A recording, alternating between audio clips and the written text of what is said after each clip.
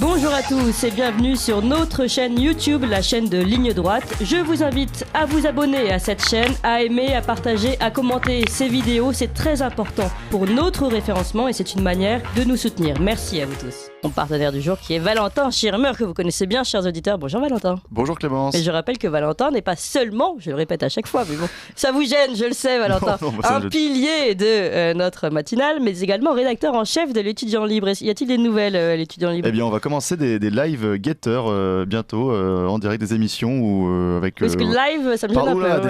Des directs Getter. Ça fera 2 € dans le petit cochon. Oui, ce sera pour ma poche. Merci Valentin, et on se tourne vers notre invité vidéo. Ligne droite. Très haut, il y a une place pour nos idées. Vue de haut. Bonjour Olivier Piagentini. Bonjour Clémence, bonjour à tous. Alors, vous avez un CV à rallonge, alors j'ai décidé de le raccourcir pour vous présenter. Vous êtes diplômé de l'Institut d'études politiques de Paris en économie et en finance et auteur de ses premiers livres, Vers la chute dans l'Empire occidental aux éditions de Paris, Le mirage mondialiste aux éditions de Paris, La mondialisation totalitaire aux éditions de Paris. Et cette fois-ci, vous avez changé d'éditeur et vous présentez ce livre, La chute finale, l'Occident survivra-t-il ? C'est une question aux éditions Jean-Cyril Godefroy.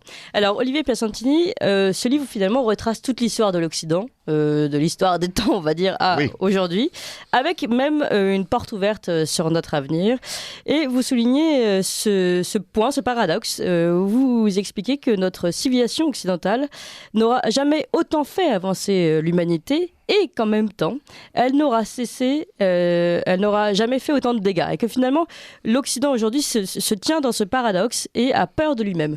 Absolument, mais je pense que l'Occident est la civilisation d'exception, c'est ce que je dis dans le premier chapitre de mon livre. Alors évidemment, quand je dis ça, je sais que je vais provoquer l'ire de certains. Quand je dis que c'est la civilisation d'exception, c'est pas pour rabaisser les autres, parce que moi-même vis à cheval sur d'autres civilisations de par ma situation familiale et très jeune, j'ai vécu dans des familles... Vous êtes marié à une princesse béninoise. Oui, c'est ça, oui. Je connais bien l'Afrique depuis très longtemps, l'Amérique latine où j'ai vécu dans des familles. J'adore le contact avec d'autres civilisations. Je pense que d'ailleurs, la richesse de notre monde, c'est cette diversité de civilisations. Mais le problème de l'Occident, depuis, je dirais, la Deuxième Guerre mondiale, et je le dis dans le livre, c'est que l'Occident se fait peur à lui-même. C'est-à-dire que son évolution vers le scientisme, vers une certaine rigueur, vers le développement mécanique, électronique et tout ce que vous voulez, fait qu'il a peur de lui-même parce qu'il a vu que ça pouvait dériver non pas sur le bien-être, mais sur un apocalypse, à la fois la guerre et puis ces régimes totalitaires. Tout ça, c'est quand même le produit de l'Occident. Donc, il a peur de lui-même. Et donc, il n'a plus envie de se vivre comme une civilisation. Et il a envie de se dissoudre dans les autres civilisations, c'est-à-dire il a envie finalement de faire disparaître cette diversité et de créer, je dirais, un monde où tout le monde serait égal, vivrait dans une forme de fraternité, etc. Ce qui est très beau comme idée. La mondialisation heureuse. La mondialisation heureuse, ce qui est très beau, mais le problème c'est que ça fait 30 ans que l'Occident promeut ça et que, au final, qu'est-ce qu'on constate ? C'est l'Occident qui prend des coups de tous les côtés. Il y a 6 ans, j'ai écrit ce livre « Vers la chute de l'Empire occidental » où j'expliquais que la domination de l'Occident sur le monde était en train de s'évaporer, de partir, de disparaître. Et j'avais mis en avant en particulier la constitution du groupe BRIC, Brésil, Russie, Inde, Chine, qui allait être un bloc qui allait faire pendant à la tutelle occidentale et qui allait pouvoir s'exonérer des pressions occidentales. Est-ce qu'on n'y est pas aujourd'hui ? Ah bon, ça se renforce même, les BRICS se renforcent. Ils se renforcent puisqu'ils voient que ça marche. Puisqu'ils voient que ça marche. Donc, on a créé un système où on s'est attaqué à la Russie de Poutine, qu'on a toujours mis au banc, parce que justement, c'était l'opposant numéro 1 à cette mondialisation. L'opposant numéro 1.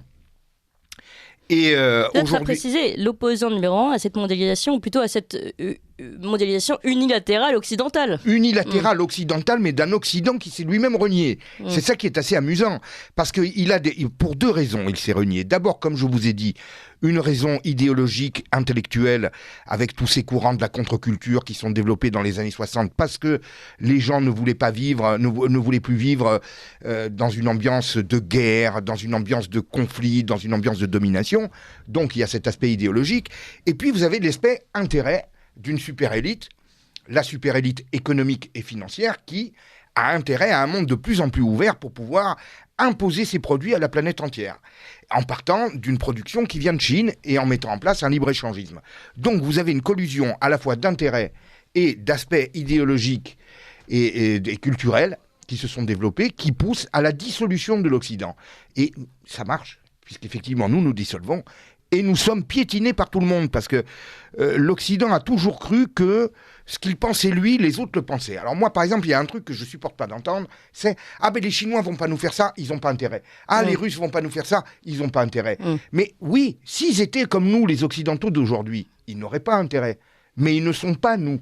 Et pendant que nous nous sommes débarrassés de certains attributs de notre puissance, eux n'ont cessé de renforcer à la fois leur puissance, la puissance de leur État, leur puissance économique, et également de mettre en place un certain retour aux sources culturelles et identitaires. On le voit avec certains pays musulmans, on le voit avec la Russie, on le voit avec la Chine et l'Inde maintenant. Donc en fait, nous avons voulu orienter la mondialisation dans un certain sens. Les autres l'ont pratiqué à leur seul intérêt et dans le sens qu'ils voulaient, qui n'était pas le même que le nôtre. Et au final, nous sommes très affaiblis. Oui, j'ai posé une question volontairement provocatrice, mais au final, les civilisations qui sont nées, qui ont prospéré, qui ont disparu, on a eu énormément dans l'histoire, la civilisation grecque, romaine, et aujourd'hui la civilisation occidentale, et voilà, c'est la loi, les civilisations prospèrent, de cette prospérité naît un confort qui éloigne ensuite les populations de la notion du réel et des valeurs, et puis ça finit par tomber en décadence. Et au nom de quoi l'Occident pourrait s'opposer à cette loi historique ? Ben, il faudrait quand même qu'on s'y oppose, parce que nous allons tous souffrir. Oui. Donc justement, vous savez, Paul Valéry disait « Nous autres civilisations savons que nous sommes mortels ». Bien, apparemment nous le savons, mais nous avons toujours l'impression que nous allons échapper à notre triste sort. Alors moi, je crois qu'on va finir par y échapper, parce que, je vous le répète, la civilisation occidentale, c'est une civilisation d'exception. Pourquoi est-ce qu'elle est exceptionnelle ? Parce que c'est la seule civilisation qui donne le primat à l'individu, qui est individualiste. Alors, je sais que le mot est galvaudé. On vous dit, oui, mais maintenant, c'est trop individualiste. En fait, aujourd'hui, nous sommes dans le narcissisme égotiste. Mais à la base, c'est une civilisation individualiste où on laisse l'individu s'exprimer et ensuite, la société s'adapte. C'est ce qui fait qu'il y a toujours des évolutions dans l'Occident. Vous prenez, par exemple, d'autres civilisations comme la civilisation noire africaine ou les civilisations arabes, il y a beaucoup moins d'évolution parce que le groupe prime. Et même on réprime l'innovation, l'inventivité, la créativité au nom du maintien du groupe et de la tradition. Nous, c'est l'individualisme qui prime. Et il prime encore. Et donc, on va savoir se renouveler.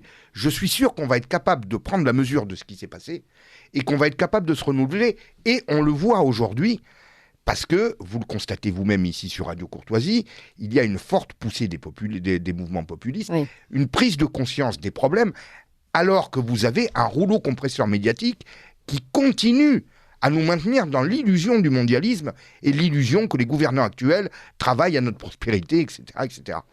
Malgré ce rouleau compresseur, aujourd'hui, les gens, quand même, sont de plus en plus nombreux à constater qu'il y a quelque chose qui ne va pas.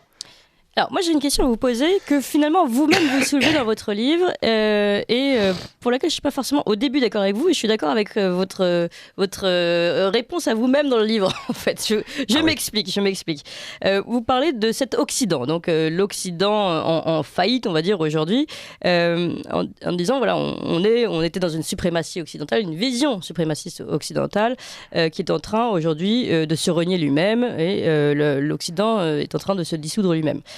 Est-ce qu'il ne faudrait pas apporter un petit peu de nuance et tout de suite expliquer qu'il y a quand même une puissance qui a des intérêts dans cette dissolution, c'est les Américains vis-à-vis de l'Europe. Et que finalement, oui, je sais que vous le dites après, mais au début, vous présentez quand même le panneau général. Parce que je présente au début la tendance générale, parce qu'aux États-Unis également, ils ressentent une perte de puissance malgré tout. Alors c'est vrai qu'il y a des degrés, et je le dis dans le livre, l'Europe...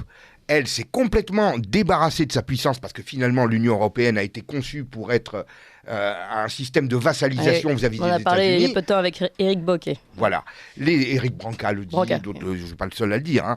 Et les États-Unis ont conservé certains attributs de leur puissance en tant qu'État avec un complexe militaro-industriel derrière qui font qu'ils arrivent à mieux défendre leurs intérêts. Mais malgré tout, quand vous vous dévitalisez industriellement, quand vous vous laissez surendetter et donc vous passez entre les mains de la finance internationale, vous êtes quand même dans la même tendance que les autres.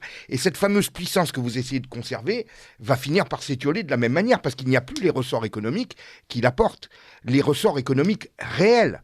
Parce qu'encore une fois, toute l'illusion de la mondialisation est liée au surendettement de nos États et à la financiarisation de l'économie qui a donné l'illusion aux gens que la prospérité était encore là. Alors qu'en fait, elle était en train de s'en aller. Et pour résumer d'une façon très simpliste, on va dire, mais qui correspond quand même à une certaine réalité, depuis un certain nombre d'années, l'Occident a remplacé la production de richesse par la fabrication d'argent. Alors avec des techniques modernes, hein, c'est plus la planche à billets, l'époque de Weimar, etc. Mais la réalité, elle est là. Et les États-Unis n'y ont pas échappé. Et le dollar lui-même est en train, vous le voyez bien, de perdre son statut de roi. Alors, je vais rappeler vos chiffres à ce sujet et ensuite donner la parole à Valentin. Sur la dette française, parce que vous l'expliquez bien hein, dans ce livre, finalement, la dette, c'est un petit peu la clé de notre soumission. Exactement. Et là, vous l'expliquez, on est passé de 20% à 100% du PIB de 1981 à 2019. De 20% à 100% du PIB de dette. Multiplié par 5. C'est par 5. énorme. Oui, mais vous savez, à l'époque, par exemple, en 1980, qui est le dernier budget qui a été bouclé par le gouvernement Giscard Barre. Alors Barre était quelqu'un qui était extrêmement strict. Et d'ailleurs, ça a coûté l'élection de Giscard, hein, entre autres. Hein, parce que on était en plein choc pétrolier et il y avait un déficit public, c'est vrai, mais qui était de 0,8% du PIB. Vous voyez, donc c'était pour ajuster par rapport à la crise, etc. Alors qu'on était en plein second choc pétrolier. Mais depuis, on est systématiquement au-dessus de 3-4 points de déficit. Certaines années de crise, on est à 8-10. Donc les déficits ont explosé. Ces déficits, ils sont financés comment? Par de la dette. Mais la dette, c'est quoi? C'est de la création monétaire, en fait, en réalité. C'est-à-dire que vous faites des trous, et vous créez de la dette. Donc, en fait, vous achetez de la croissance. J'avais fait une vidéo qui pourrait intéresser les auditeurs, qui s'appelle France 30 ans de récession masquée. En réalité, malgré que nous sommes le pays le plus taxé du monde, on n'arrive pas à boucler notre budget. C'est-à-dire que nos dépenses sont tellement élevées qu'on n'arrive pas à les boucler. Ouais. Donc on fait de la dette en permanence. Et cette dette, donc, c'est de l'argent qu'on réinjecte dans l'économie. Mais j'ai fait le calcul, moi. Si vous enlevez cet argent qui vient relancer, eh bien, nous serions en récession depuis 81 d'à peu près 25%. Et nous dépendons de qui avec ces dettes alors, aujourd'hui? Nous dépendons beaucoup de la BCE depuis quelques années, puisque la Banque Centrale Européenne s'est mise à nous financer contrevenant au statut de l'Union Européenne qui interdisait ce système. Donc maintenant, nous dépendons beaucoup de la BCE, mais nous dépendons aussi des grandes banques internationales, voire des fonds souverains et des États étrangers qui nous ont financés, par exemple, au sortir de la crise des subprimes, Chine, Émirats Arabes Unis, Arabie Saoudite, etc., nos grands amis, n'est-ce pas? Oui. Puis, oui, grand pays démocratique. Voilà, et c'est une mondialisation fraternelle. fraternelle. Le prix de nos valeurs, n'est-ce pas? Voilà, une mondialisation fraternelle. Alors donc, nous sommes heureux d'être soutenus par ces pays qui nous aiment tellement. Et voilà, c'est ça, hein, la fraternité universelle de la mondialisation. Donc, nous sommes en réalité en récession. Nous sommes en récession, une récession masquée par la dette. Si on s'était mis en tête, si on supprimait du jour au lendemain ce système de déficit et de dette, nous serions en récession tous les ans. Voilà. Ah, mais c'est très intéressant parce qu'effectivement vous expliquez bien que cette situation est du fait seul de la responsabilité de l'Occident. C'est-à-dire que c'est d'abord on vend notre industrie, donc l'industrie comme c'est le moteur essentiel de la croissance, on ne crée plus de croissance, et comme qu'on crée plus de croissance, on la compense par de la dette qu'on donne aussi aux États étrangers. Donc en fait on se vassalise deux fois. Complètement. On se vassalise vis-à-vis de la sphère financière et vis-à-vis des États étrangers. Alors il faut savoir que moi j'ai connu cette période où vraiment c'était la mondialisation triomphante. À la chute du mur de Berlin, j'étais étudiant à Sciences Po. Et il y avait le fameux livre de Fukuyama qui était sorti, La fin de l'histoire et le dernier homme. Et là, on nous expliquait qu'il fallait déployer la prospérité occidentale à travers le monde pour arriver à un monde pacifié, de bonheur, etc., la consommation, la liberté. Bon. Et on nous expliquait qu'il fallait transférer cette prospérité par l'industrie, les industries lourdes, qu'on allait donc transférer en Chine et autres, parce que nous les Français, les Européens, on n'aimait plus le travail ouvrier. Et puis c'est d'ailleurs une forme de racisme, hein, parce qu'en fait on se dit c'est aux Asiatiques de produire, et nous on est au-dessus de ça, quoi. C'est vous qui l'avez dit, mais je le pense très fortement, effectivement, c'est l'idée toujours de dire, vous voyez, même dans ce système qui se veut égalitaire, on se donne une position, voilà. Et alors on pense que ces gens-là vont rester systématiquement les sous-traitants de l'Occident. Mais non. Et la Chine a engrangé, je dirais, des réserves de devises qu'elle tire de ses exportations, mais elle ne les a pas distribuées à sa population, enfin pas tout, elle en a conservé pour monter en gamme et devenir le concurrent de l'Occident, qui s'est laissé faire. Et comme nos sociétés anonymes, capitalistes, ultra, les grandes multinationales et compagnies, n'ont pas de patrie, eh bien, elles se disent, mais finalement, la production, elle est là-bas. Le marché de consommateurs, il peut être là-bas demain, du moment que la Chine se décide à gonfler un peu le niveau de vie des gens. Donc, finalement, l'Occident ne nous sert plus à rien. C'est le pôle consommation qui est entretenu par la dette. Donc, de façon artificielle. Donc, un beau jour, ça va mourir. C'est bien pour ça que vous parlez, dans l'un de vos derniers chapitres, de scénario noir. Alors avant d'ouvrir des perspectives optimistes, j'aimerais bien que vous nous parliez de ce scénario noir. Mais il y a plusieurs scénarios que j'envisage dans ce livre, dont un qui est très simple, un krach financier qui arrive. Pourquoi arriverait-il ? Tout simplement parce que le système de quantitative easing, c'est-à-dire de fabrication de dettes à taux zéro, c'est-à-dire où en fait... Le système dans lequel nous sommes aujourd'hui ? Nous étions, puisque là c'est arrêté depuis le mois de juillet. Oui. Nous étions. Oui. Et on le sent, et on commence à le sentir. Et vous n'avez pas vu. C'est-à-dire que là, maintenant, tout ce qu'on a acheté gratuitement, si vous voulez, en le décalant, là, il va falloir le payer, ou on va payer des intérêts. 1 point de hausse des taux d'intérêt, 36 milliards d'euros pour le budget de l'État, qui est 400 milliards, je vous rappelle. Vous voyez ce que je veux dire ? 2 points, 72, etc. Bon, donc nous allons commencer à payer tout ce que nous avons fait. Tout ce que nous avons fait, que les grands économistes comme Jean Tirole et Patrick Artus nous ont expliqué que non, la dette, c'est bien, super, endettons-nous. Bon, moi, l'année dernière, au mois de juin, 2021, j'ai fait un article dans Boulevard Voltaire pour annoncer l'arrivée de l'inflation et des pénuries. Bien. Le scénario noir, quel peut-il être ?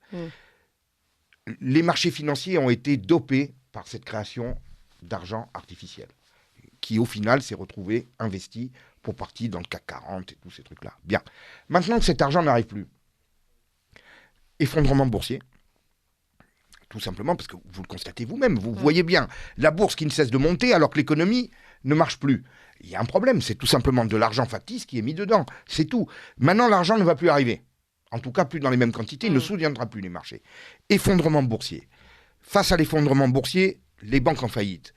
Pour sauver tout ça, il va nous falloir encore taper à la porte de nos grands amis chinois, Arabie Saoudite, etc., machin.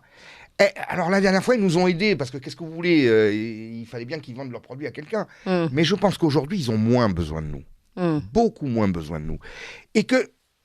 Ils se sont déjà organisés entre eux, finalement. Ils se sont déjà organisés entre eux, déjà, pour commencer. C'était l'un des effets que vous décrivez dans votre livre très bien, sur le fait qu'à force de vouloir oppresser tout le monde, sanctionner, etc., ils finissent par s'organiser entre eux. Ils s'organisent entre eux. Et puis, deuxièmement, ils peuvent très bien faire ce que nous avons fait en 30 ou 40 ans, les Chinois, c'est-à-dire doper leur marché de consommateurs. Il y a de la marge, et puis ils ont de l'argent pour ça, de manière à ne plus compter forcément sur notre débouché à nous. Et là, ils vont nous dire, mais votre monnaie, vous voulez qu'on vous livre ? Moi, il n'y a pas de problème, on va vous livrer, mais dans quelle monnaie ? Parce que vos monnaies, vous voyez, c'est un peu du papier toilette, on va dire, pour rester poli et pour épargner les oreilles de nos auditeurs. Parce qu'à un moment donné, à force de tirer de la monnaie bidon, ils vont se dire, mais je préfère vendre à des Chinois avec un système où c'est moi-même qui monte leur niveau de vie, plutôt que de vendre à des Américains ou des Européens qui créent de la fausse monnaie. Et à ce moment-là, nous aurons de terribles pénuries. C'est un scénario qu'il faut envisager. D'accord. Et ça, vous pensez que ça risque d'arriver d'ici combien de temps ? Là, on a commencé à le sentir, la pénurie. La pénurie, on commence à la sentir, mais vous savez, encore une fois... La coupure d'électricité qui va arriver cet été, cet hiver, mais vous savez, les pénuries, vous les avez même dans des produits alimentaires et des tas de produits qui, finalement, n'ont rien à voir avec la guerre en Ukraine. On vous dit, l'inflation, c'est la guerre en Ukraine. Mais comment j'ai fait pour prévoir ça au mois de juin de l'année dernière ? C'est tout simplement parce que ce n'est pas un problème... Oui, l'Ukraine a certainement un impact supplémentaire sur certains produits. Mais le fond du problème n'est pas là. La preuve, c'est que déjà l'inflation avait commencé au mois de septembre de l'année dernière, donc 6 mois avant la guerre en Ukraine. Et je vais vous donner une deuxième preuve. Est-ce que vous connaissez le niveau de l'inflation en Suisse ? Non, mais... en France, c'est 7,5. En Grande-Bretagne, alors il paraît que maintenant, ça va redescendre. Mais c'était à plus de 10, c'est à 9,5. En Italie, à 8,5, etc. En Allemagne aussi. Bien, en Suisse, c'est 3%. Mais je ne savais pas qu'ils avaient du gaz. Et puis de la moutarde aussi. Parce qu'il faut dire moutarde de Mariupol maintenant, depuis quelques temps. C'est plus la moutarde de Dijon. Oui, c'est ça. On a été trompé sur la marchandise. Oui, on a été trompé sur la marchandise pendant des années. Vous voyez, il faut dire moutarde de Mariupol. Tout vient d'Ukraine. C'est pour ça que c'était un pays si riche. Bien, donc...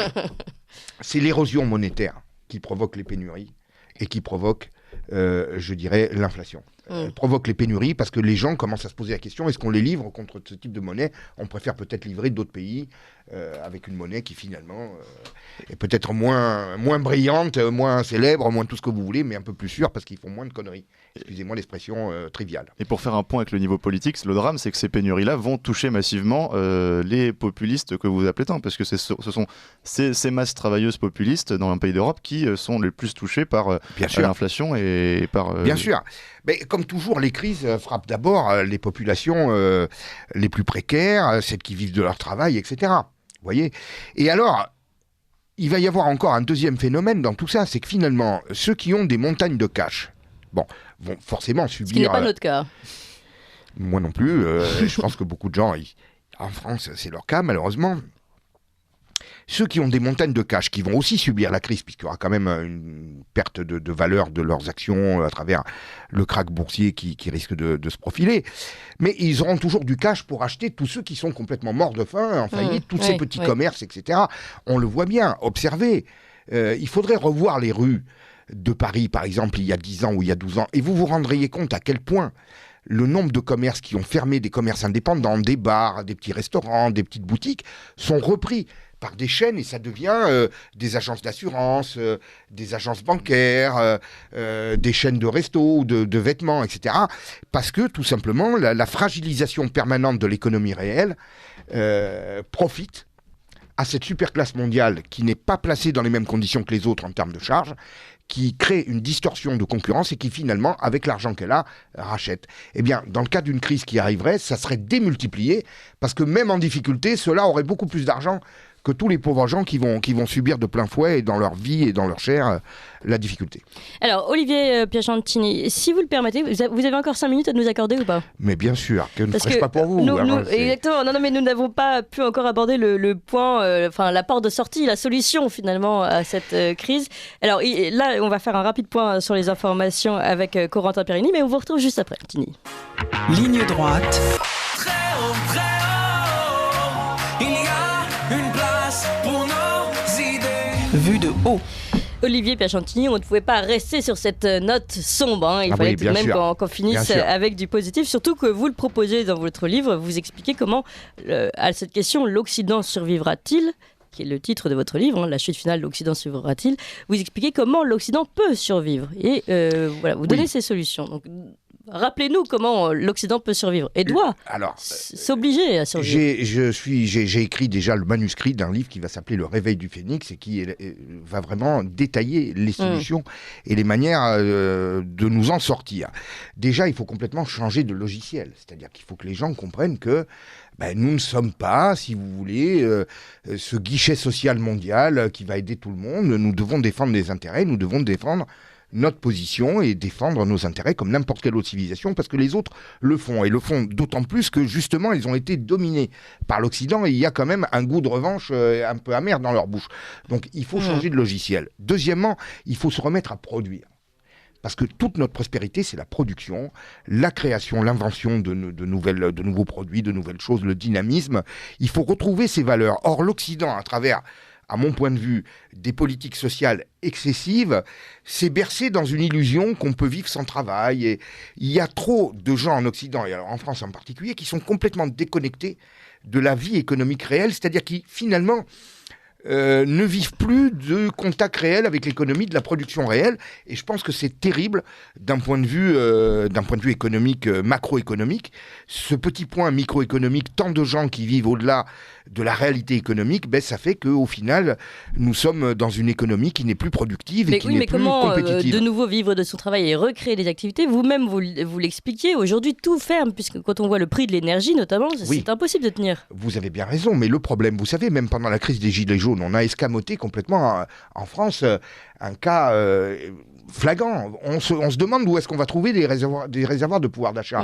Mais quand vous savez que, par exemple, un salaire de 1 500 € qui est donné, le salaire net à un salarié, coûte en réalité 2 800 € au patron. Il y a 1 300 € là à prendre sur de l'assistanat social et compagnie. Le problème, il est là. Pour une fois, j'ai été d'accord avec Macron le jour où il a fait sa vidéo un peu bidon. Ça coûte un pognon de dingue. Mais vous savez, pendant que le budget de l'État, c'est-à-dire éducation nationale, défense et compagnie, c'est 400 milliards d'euros, le budget social, c'est plus de 700 milliards d'euros. les caisses sociales. Alors là-dedans, il y a les caisses de retraite et l'assurance santé.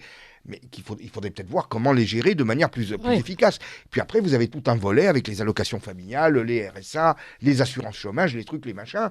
Mais ça représente des sommes énormes et conséquentes. Donc là-dessus, on a quand même de quoi travailler et remettre un système qui soit incitatif pour le travail. Troisièmement, il faut créer de nouvelles institutions internationales, à la fois européenne et occidentale, de défense des intérêts occidentaux, mais quelque chose de moins rigide et de moins contraignant pour les nations que ne l'est l'Union européenne. Vous savez, l'autre jour, je suis passé sur une autre antenne, et il y a un auditeur qui m'a dit « Ah oui, mais non, aller contre l'Europe, il faut une Europe unie, sinon on s'en sort pas. » J'ai dit « Mais là, l'Europe, elle n'est pas unie.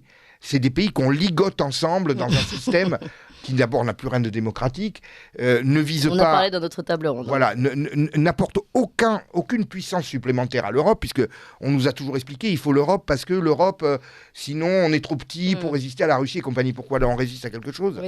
Au contraire, on débarrasse les nations de leur puissance sans recréer un pôle de puissance commun.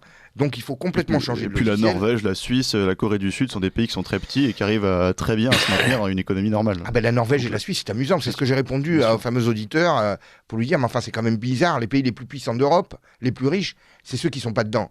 Alors, il faudrait quand même revoir les choses en s'inspirant de la réalité. Mais que voulez-vous? Les promoteurs du mondialisme, de l'européisme et de tout ce qui va avec sont un peu comme les bolcheviks de l'époque des années 50-60, vous voyez. C'est-à-dire, on constatait que ça s'effondre, que l'économie ne marche pas, mais eux disaient, ils se réunissaient, toute la nomenclature, et puis ils disaient « Ah oui, mais c'est parce qu'on n'est pas assez communiste. » Ben nous, c'est pareil. C'est-à-dire qu'on n'arrête pas de s'enfoncer, mais c'est pas le mondialisme, c'est pas tout le système qu'ils ont mis en place, c'est parce qu'il y a des méchants populistes qui ne veulent pas rentrer dans le système, qui comprennent à rien, et c'est eux qui nous freinent et nous retardent. Mais non, c'est pas ça, malheureusement. Malheureusement, le problème, c'est que leur système à eux ne fonctionne pas. Alors, cette porte ouverte, que ce scénario de solution pour l'Occident, est-ce qu'il est vraiment applicable? Est-ce que vous y croyez avec les politiques que nous avons aujourd'hui? Mais si je n'y croyais pas, je ne les créerais pas.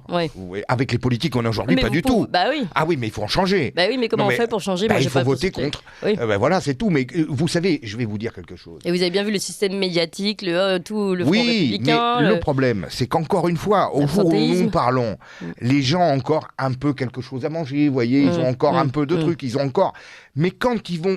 la masse va sentir les vrais problèmes arriver, les vrais problèmes à un niveau terrible, eh bien, c'est peut-être là qu'ils vont vraiment comprendre dans leur chair jusqu'où ces fameux gouvernants, qui sont soi-disant des modards de la finance ou je ne sais quoi, nous ont amenés. Jusqu'où les gens, ces gouvernants nous ont amenés. Et là, ils vont certainement décider de les virer. Je vous signale quand même qu'en Suède, il y a un changement de gouvernement à 180 degrés. La semaine prochaine, l'Italie, ce sera en Italie avec Giorgia Meloni du parti post-fasciste. Alors eux, ils n'y vont pas avec la cuillère, avec le dos de la cuillère. Mais ils restent européistes. Oui, enfin, elle reste européiste. Vous savez, j'ai vu, c'est parce qu'elle fait des vidéos publicitaires sur YouTube où elle parle en français pour nous expliquer. Bon, mais tout ça, c'est un genre de cosmétique pour nous convaincre, pour nous rassurer. Mais en réalité, c'est justement de l'Italie que ça risque de partir, parce que l'Italie est très endettée plus que nous, paye des taux d'intérêt plus élevés, et c'est probablement le premier pays qui n'arrivera plus à assumer la charge de sa dette. Et comment va-t-elle faire à ce moment-là? Très simplement, elle va sortir de l'euro. Vous voyez, c'est une des phases du scénario que j'envisage. Mais ce scénario du pire pourrait devenir un scénario du meilleur, finalement. Ça pourrait être une solution pour se reconstruire. Ma vision de l'avenir est très simple. Je pense qu'on va vers des années noires, des mois et des années difficiles. Mais c'est nécessaire pour nous régénérer, parce que de toute façon, le système dans lequel nous sommes nous entraîne au fond. Donc, à un moment donné, vous voyez, il faut que les gens prennent conscience de là où on va. Et c'est dans la dureté, la difficulté et la douleur pour que nous arrivions à nous ressaisir. Je suis désolé, je ne voudrais pas vous gâcher votre semaine. Du sang et des larmes. Merci, le Olivier problème est là, Pierre-Santini. mais vous savez, c'est pas Olivier Pierre-Santini qui l'a créé. Il y en a d'autres qui sont plus responsables que moi. Allez, je rappelle le titre de votre livre, La chute finale, l'Occident survivra-t-il, aux éditions Jean-Cyril Godefroy. Merci beaucoup, Olivier Pierre-Santini. Merci Clémence, merci de nous avoir offert ces quelques minutes supplémentaires. Et merci à tous. Vous appréciez cette émission? Alors aidez Radio Courtoisie à en produire d'autres, en indépendance totale. Rendez-vous sur soutenir.radiocourtoisie.fr. Merci d'avance.